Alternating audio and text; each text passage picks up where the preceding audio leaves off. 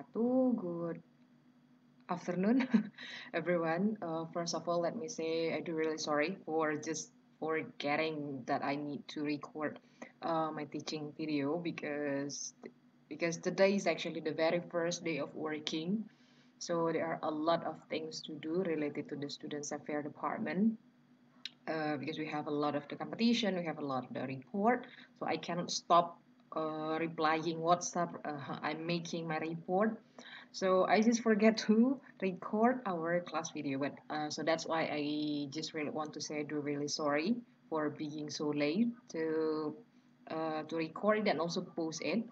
And so for today, because I know that maybe some of you are still on your hometown, are still celebrating Idul Fitri, and I do believe that some of you are not ready for having Zoom meeting, so that's why I decide to have this video to explain to you, so later on you can watch anytime you can.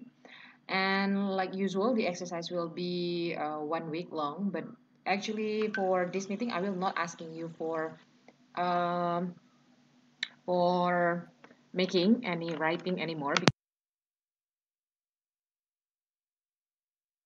Writing, yeah, kinds of the writing. Now we start to have to write an essay. So if you see your book, so let me just directly comes to the material. So we will start to learn about essay for today. And if I'm not mistaken, last time you have said to me that you have learned about essay with Miss Desi before. So I just assume that some of you are already understand, yeah, about essay, about thesis statement, about introduction, main body, and conclusion. So let me just review once again here. We will learn about structure of an essay. Yeah, so it's so different. Yeah, it is so different from the previous one because the previous one we only say a paragraph. If you still remember, yeah, essay is oh no, a group of words is a group of letter is a word. A group of words is sentence. A group of sentence is paragraph, and a group of paragraph is an essay. So when it comes to an essay, it means that it's more than just one paragraph. Okay, if last time, if the previous material, we have learned about kinds of the paragraph. We learned about solution problem paragraphs, descriptive paragraphs, yeah? And then cause and effect paragraph. Yeah, so we talk about the kinds of the paragraph. We talk about the objective, yeah, the reason, the goal of your writing.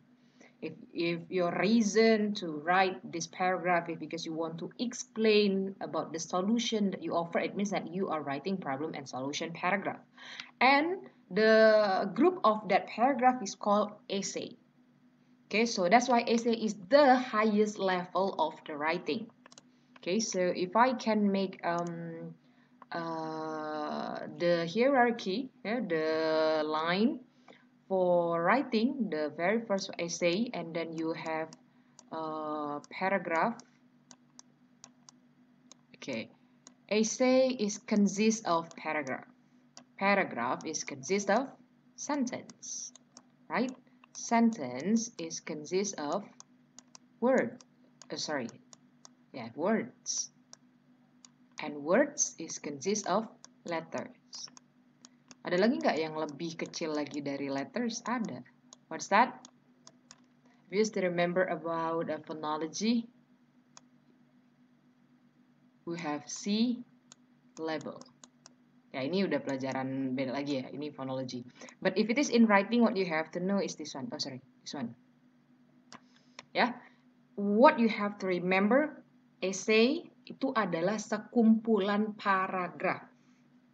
Ya. We can, sorry, let me turn this one on. Okay. Now what we have learned for today is how to write an essay, the structure of an essay itself. So here, yeah, you can read the definition. Yeah, an essay is a group of paragraphs about single topic and a central main idea. It must have It must have at least 3 paragraphs. But a 5-paragraph essay is common length for academic writing. So here you can see in one paragraph, one essay, satu essay itu harusnya punya minimal 5 paragraf yang paling baik, gitu ya. Nah, what you have, the parts of an essay is this one. Harus ada introduction paragraph, harus ada main body paragraph, harus ada conclusion. Nah, kenapa bisa jadi 5 padahal ini 3? Biasanya main body itu tidak hanya 1. Right? You have at least 3. Minimal biasanya 3. So 1 paragraph for introduction, 3 paragraph the main body, and 1 paragraph for the conclusion. That's make it difference. Okay, and here is how the format of an essay. I think, but for the format, it's different. Based on the regulation that what you have to do. Because if, for example, you want to write a thesis. Jadi kalau nulis skripsi itu dia spasinya 1,5 gitu ya. Jadi so this one is actually not the real format. So it is based on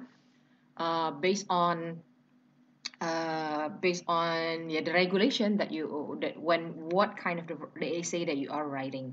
Jadi tergantung sama peraturan itu ya, peraturannya sendiri gitu. Kalau peraturannya 1,5 ya 1,5 gitu ya.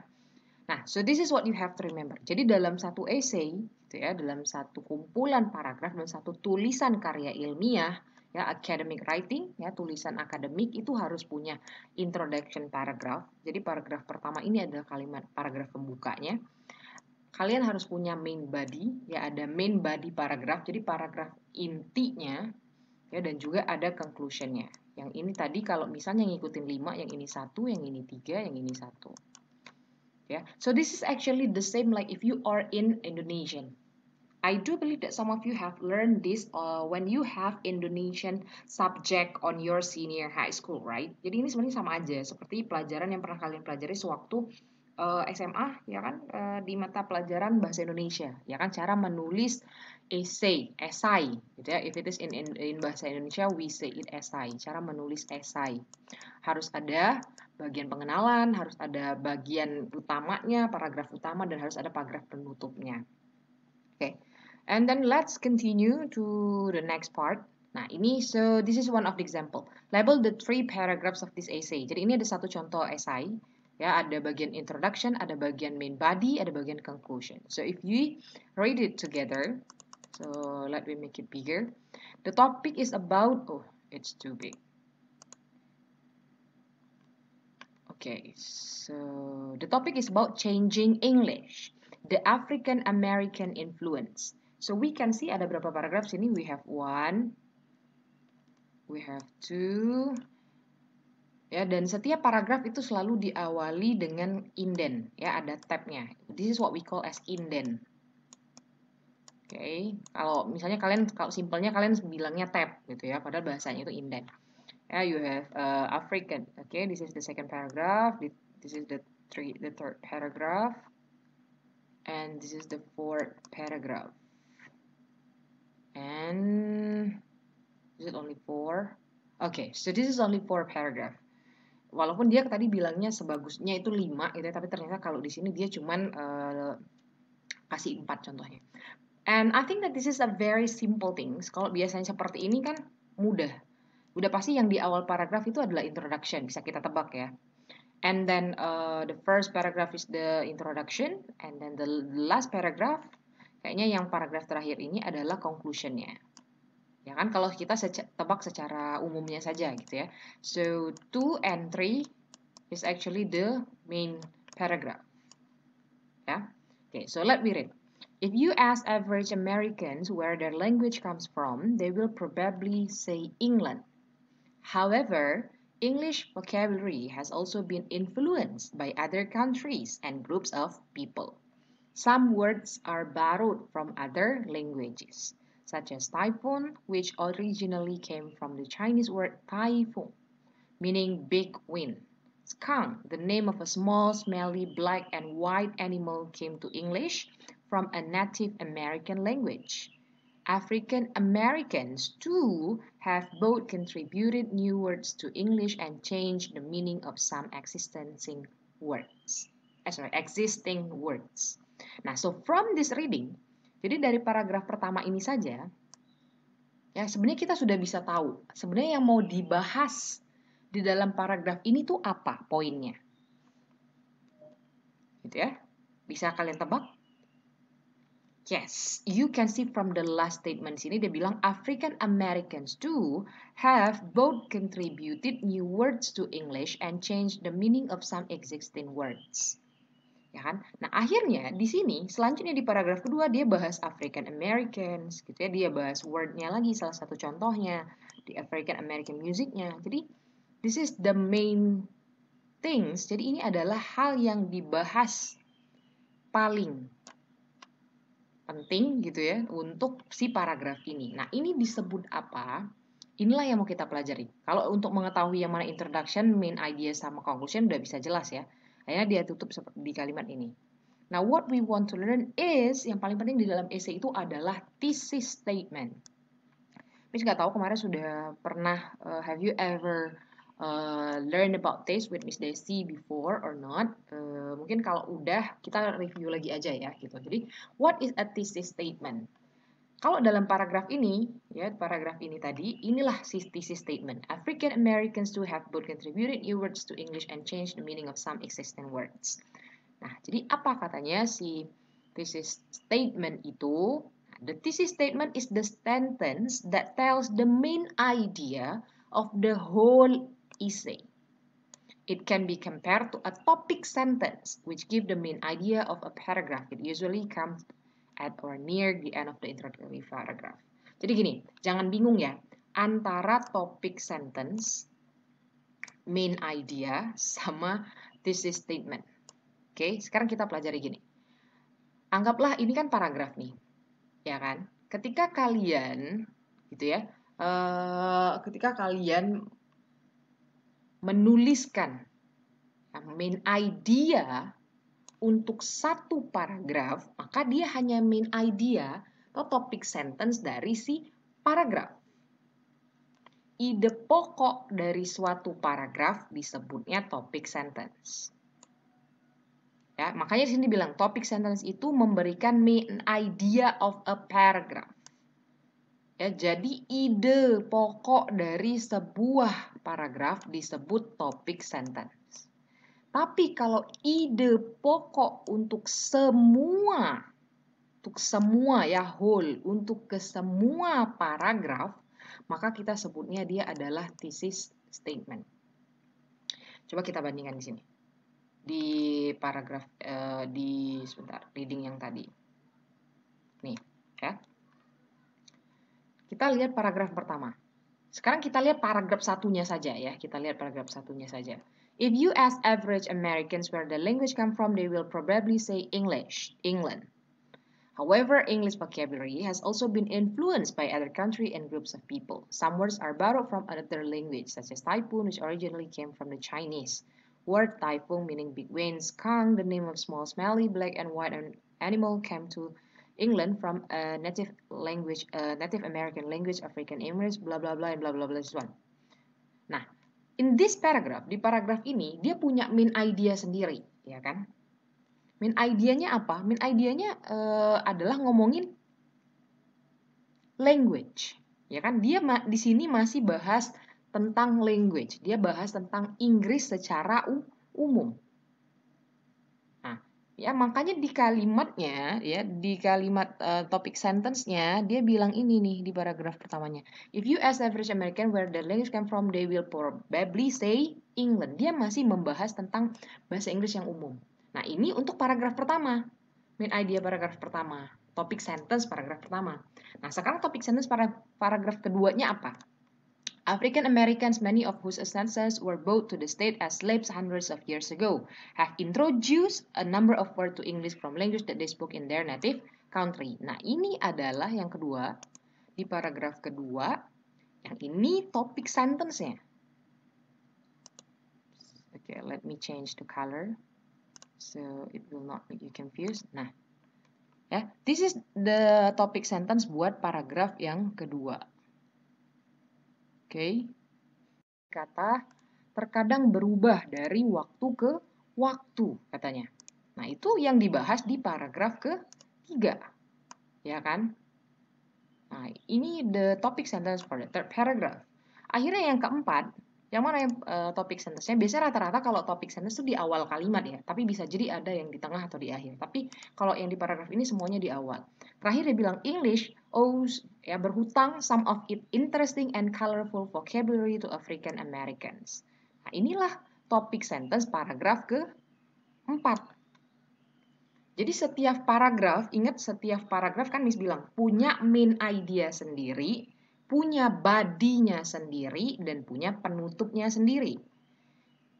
Nah, si yang paragraf kedua juga punya main idea sendiri, ya introduction paragrafnya, dia punya body-nya sendiri dan dia punya penutup sendiri. Paragraf ketiga juga punya main idea sendiri, introduction sendiri, body-nya sendiri, dan penutupnya sendiri. Sama seperti paragraf terakhir, dia punya introduction-nya sendiri, main idea-nya sendiri, topik sentence-nya sendiri, lalu punya main body-nya sendiri dan penutupnya sendiri. Nah, kalau ini kan penutupnya dibilang, who knows what the cool words of tomorrow will be. Ini kalau mau bahas paragraf. Now, if you see this as a whole packaging, ya kalau dilihat secara packagingnya, secara semuanya ini, nah, maka itulah yang kita sebut sebagai essay tadi.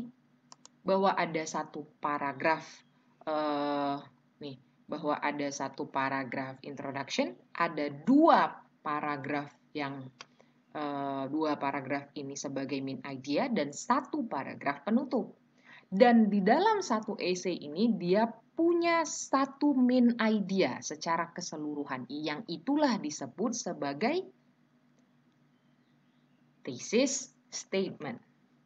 Paham nggak? Jadi misalnya nih, makanan gitu ya. Yang kita lihat itu packaging keseluruhannya. Kalau kalian, if you know Nexstar, kue yang ciki, snack Nexstar itu, ya kan? Nah, di dalam Nexstar itu kan ada kuenya masing-masing ya kan? Ada 3 tuh kotaknya. Nah, yang kita bahas tuh bukan setiap kue. So, if you know Nexstar, ini analoginya supaya paham. Jadi misalnya ini satu box Nexstar itu kan. Nah, satu si kue Nexstar ini, bukan nastar ya, itu ciki Nexstar itu loh.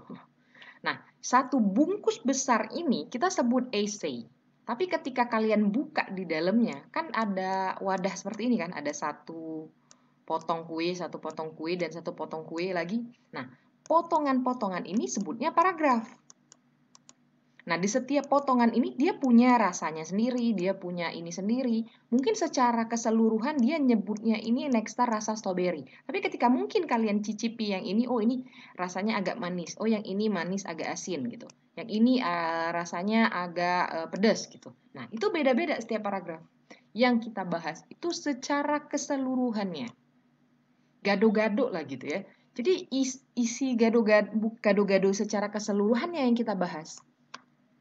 Nah, thesis statement-nya gitu ya. Jadi kalian menyimpulkan bahwa kalau gado-gado itu manis. Sedangkan gitu ya, ketika kalian cacah satu-satu isi dalam gado-gado, misalnya kalau makan si ketupatnya, ketupat lagi, lontongnya kan campah. Ya kan? Kalau ada cabenya pedes, ya kan? Jadi setiap isinya punya masing-masing sendiri, tapi kalau secara keseluruhan dia menyimpulkan gado-gado secara keseluruhan itu rasanya manis. Nah, sama seperti paragraf. Setiap paragraf dia punya main idea sendiri, dia punya bodinya sendiri, ini dia punya penutup sendiri. Tapi kalau kita lihat secara keseluruhan dalam sebuah esai, ya tentunya dia punya paragraf pembuka sendiri, dia punya paragraf penutup sendiri, dan dia punya paragraf utama, body-nya sendiri dan paragraf penutup sendiri. Dan yang pasti menyimpulkan bahwa punya satu thesis statement sendiri. Nah, kenapa si thesis statement ini penting? Karena ini menjadi faktor utama supaya kalian tidak melenceng ngomongnya. Meskipun setiap paragraf ini punya main idea-nya sendiri, tapi harus berpangku ya, harus strict ya harus mengikuti pembahasan dari thesis statement. Karena tadi ngomongnya di thesis statement dinyatakan bahwa African Americans tuh juga punya banyak kontribusi terhadap bahasa-bahasa baru dalam bahasa Inggris, ya, sehingga merubah makna gitu ya dari beberapa kata-kata yang ada. Nah, yang dibahas itu African Americans terus gitu seterusnya di bawah ini, meskipun ada hubungannya nih di paragraf tadi kan ada yang bahas tentang jazz, musiknya, ya kan? Nah, di paragraf yang lain-lain itu tadi kata Miss, kayak lontong campah. Boleh lontongnya tadi campah, tapi lontong itu tetap ketika dipadukan dengan yang lain rasanya menjadi manis. Karena utamanya kita bilang bahwa gado-gado itu rasanya manis. Semoga paham ya my analogy. Ya, nah karena itulah si thesis statement ini selalu menjadi penting karena menjadi acuan, pegangan saat kita menulis supaya nggak lari ke sana, lari ke sini, lari ke sana, lari ke sini. Nah karena itulah kadang kan kenapa when you are writing kok lenceng sana lenceng sini ya, kok bahasnya banyak banget ya, karena kalian tidak teguh, kalian tidak memegang thesis statementnya. Akhirnya lebar ke sana, lebar ke sini. Walaupun lebar sana sini, tapi tujuan utamanya harus membuat thesis statement. Tadi kan, walaupun lontongnya campah, walaupun kacangnya pahit, gitu ya. Pokoknya ketika dicampur aduk bahwa hasilnya gado-gado itu harusnya manis. Walaupun ditambahin garam, ya kan ada garamnya, harus dikasih cabenya. Tapi ketika sudah digabung semuanya, ya, gabungan itu harus menyatakan bahwa gado-gado itu manis. Jadi gabungan semua ini adalah thesis statement ini. Nah, artinya ketika kalian sudah tahu bahwa gado-gado ini harus manis, meskipun kalian mikir nih, oh garamnya dikit aja nih, jangan kebanyakan, nanti jadi asin.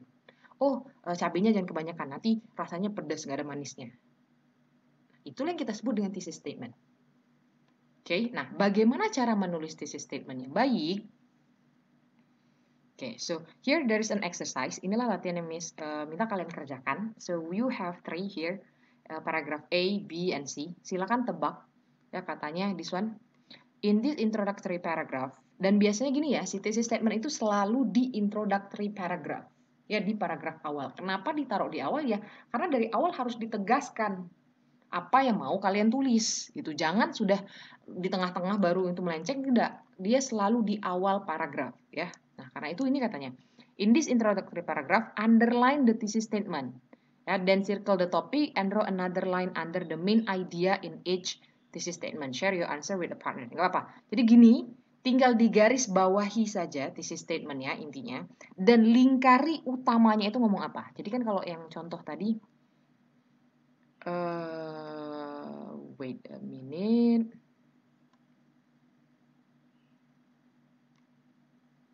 Oke, ini tadi kan contohnya sini. Ini ya yang thesis statement digarisbawahi ya. African Americans too have both contributed new words to English and changed the meaning of some existing word.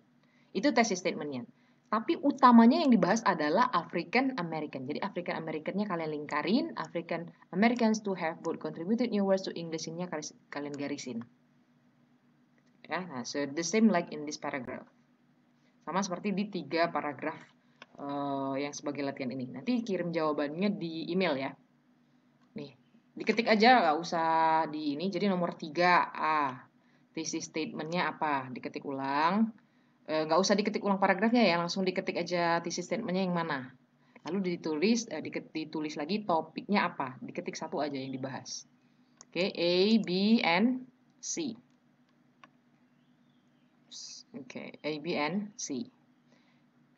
Now, here, nah sekarang ada pertanyaan bagaimana cara nulis ya thesis statement yang kuat, yang baik.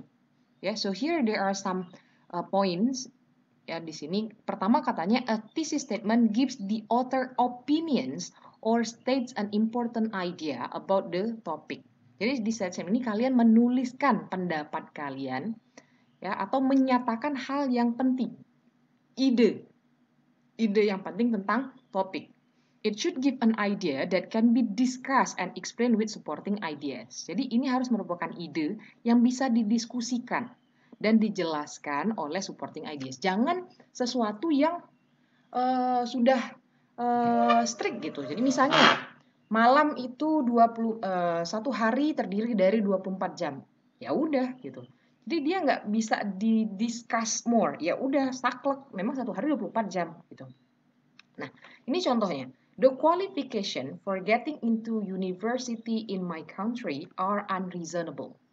Ya, syarat untuk masuk ke universitas di negara saya ini sudah tidak masuk akal. Nah, itu kan bisa didiskusiin kan seterusnya. Kenapa nggak masuk akal? Oh, kenapa? Apakah ada syarat ini? Nah, ada syarat ini. Nah, bisa dijelaskan kan? Di main idea-nya bisa dibahas tuh. Ada syarat A, ada syarat B, ada syarat C. Ini memberatkan. Kalau syarat A ini seperti ini. Nah, artinya dia bisa didiskusikan. Nggak saklek 1 hari terdiri dari 24 jam. Ya udah, apalagi yang mau dibahas. Memang 1 hari 24 jam gitu. Ini ada lagi contoh yang lainnya. When studying a foreign language, there are several ways to improve your use of the language. Ketika kalian mempelajari bahasa asing, ada beberapa cara untuk meningkatkan penggunaan bahasa kalian, bahasa Anda. Nah, ini kan bisa dibahas nih, apa saja cara-caranya. Ya, jadi katanya, these are strong thesis statement. They can be discussed or explained. Ingat bahwa thesis itu harus bisa didiskusikan dan juga dijelaskan. Jangan memilih thesis statement saklek. Karena itu kadang-kadang kalian, kenapa ya kok tiba-tiba bingung mau bahas apa lagi? Karena thesis statement kalian itu nggak bagus, gitu, nggak kuat. Karena nggak bisa banyak hal yang bisa kalian jelaskan. Nah, semakin baik thesis statement, semakin enak ketika kalian nulis. Ya, nah that's the first one. The second one katanya, a thesis statement should not be a sentence that only gives a fact about the topic. Nah, ini tadi sama hubungannya. Ya, bahwa thesis itu tidak boleh gitu ya, tidak boleh adalah sebuah kalimat yang hanya memberikan sebuah fakta saja. Jadi nih contohnya, in the northern hemisphere the summer months are warmer than the winter months. Di utara hemisfer ya katanya musim panas itu lebih hangat daripada musim dingin. Ya iyalah. Ini kan udah faktanya. Nah, ini mau dibahas apa lagi? Ya memang kalau musim panas-panas, kalau musim dingin dingin gitu. Nah, ini makanya dia bilang, this is not a strong thesis statement. Ini bukan thesis statement yang baik, gitu yang kuat, karena tidak bisa didiskusikan atau nggak bisa dikasih argumen lagi, nggak bisa disanggah lagi. Karena ini udah benar. Nah, itu salah kalau dalam thesis statement seperti itu. Ya, and then the third one katanya, a thesis statement should not state two sides of an argument equally. Nih, there are advantages and disadvantages to using nuclear power. Nah, this could be a topic sentence, but it is not a thesis statement. It gives two sides of an argument without giving a clear opinion of support or disagreement. It could be revised like this. Nah, ingat ya, ternyata di dalam thesis statement yang baik itu tidak boleh menyampaikan dua pandangan yang berbeda, katanya. Kalau katanya contohnya, ada manfaat, kelebihan dan kekurangan menggunakan nuclear power, tenaga sumber tenaga nuklir. Nah, kenapa katanya itu jelek? Nah, ini tuh bisa kalau jadi topik sentence, kalau dalam paragraf saja. Miss, kemarin kan Miss boleh tuh dua-duanya ada advantage. Iya, advantage sama disadvantage karena dia bentuknya paragraf yang kita buat. Belum berbentuk dalam esai yang lengkap. Nah, karena it gives two sides of an argument without giving a clear opinion of support or disagreement. Karena dia tidak memihak kepada salah satunya. Ketika kalian sudah nulis essay, kalian harus memihak kepada salah satunya. Sebaik-baiknya seperti itu. Nah, ternyata kalimat ini bisa kita ubah nih. Jadi seperti ini. Although there are some advantages using nuclear power, although there are some advantages, using nuclear power has many disadvantages and should not be a part of our country's energy plan. Jadi diubahnya seperti itu. Meskipun ada banyak kelebihan, yang menggunakan tenaga nuklir itu mempunyai banyak kekurangan dan seharusnya tidak menjadi bagian dari rencana energi negara kita. Nah, ini lebih bagus. Kenapa? Karena kalian lebih menjelaskan kalian ada di sisi yang mana. Boleh nggak nanti di paragraf selanjutnya menjelaskan kelebihan? Ya boleh. Berarti di paragraf yang itu menjelaskan tentang kelebihan. Nah, itulah bedanya main idea sama thesis statement ini. Nah, nanti di paragraf kedua misalnya main supporting paragrafnya kalian mau bahas kelebihannya dulu, boleh. Nah, tapi nanti di paragraf tentunya karena kalian lebih banyak bahas kekurangannya dari nuclear power, maka di paragraf 2, 3, 4 harus lebih banyak negatifnya, jangan kebanyakan advantage-nya, karena kan kalian berpihak kepada disadvantage, berpihak kepada bahwa nuclear power ini tidak mempunyai lebih banyak kekurangan, meskipun boleh nyampein kelebihannya tadi, tapi harus lebih nah itulah si thesis statement-nya. Okay, so here we have A, B, C, D until J. Ini juga latihan, katanya read this thesis statement below, write this one. Strong thesis statement, F ini fact only, a weak thesis statement, or N no clear opinion. Jadi kalian tentukan, karena ini nggak bisa ya, nanti kirim ke Miss itu kunci jawabannya aja cukup ya. Jadi misalnya A, kalau strong thesis statement jangan buat kode, ini bisa nggak ya diketik ya, kayaknya susah ya ngetik ini di email, jadi mending langsung tulis STS. Jadi strong thesis statement, ganti ya, jadi si centangnya jadi STS. Terus fact only, F. Terus N, no clear opinion. Jadi kalian harus menentukan si statement ini, ya, si statement ini, apakah dia termasuk yang strong, apakah dia termasuk yang sangat kuat, apakah dia ini cuman fact only, artinya dia weak, lemah gitu ya, atau benar-benar no clear opinion. Dia juga benar-benar nggak ada kejelasan pendapatnya, maka ditulis N. Jadi tinggal tulis nanti kumpulnya sama Miss itu di email tinggal A misalnya. Oh dia bagus sekali. Jadi tinggal tulis STS. Misalnya yang nomor 1 itu STS, strong thesis statement. Jadi you have to analyze. Jadi A sampai J-nya ini, apakah dia termasuk yang strong, apakah dia yang fact only, apakah dia no clear opinion. Okay? So I think that's all what kita nanti dulu sebelum writing ya, kita Miss mau kalian paham dulu untuk analisis thesis statement, setelah itu baru kita coba menulis thesis statement. Okay, so I think that's all what I can share to you for today. I hope that you can understand anything that I have explained to you related to the thesis statement before we start to write an essay. Apalagi kalau misalnya sebelumnya sama Miss Desi udah pernah belajar gitu ya tentang writing an essay. So I think that maybe some of you have already know about thesis statement. Okay, so that's all for today. Thank you very much for watching the video. I do really sorry for being so late to post this one, and I hope that you are all healthy. So I end the class with Wassalamualaikum warahmatullahi wabarakatuh. Good evening. Good evening everyone. Bye. Wassalamualaikum warahmatullahi wabarakatuh.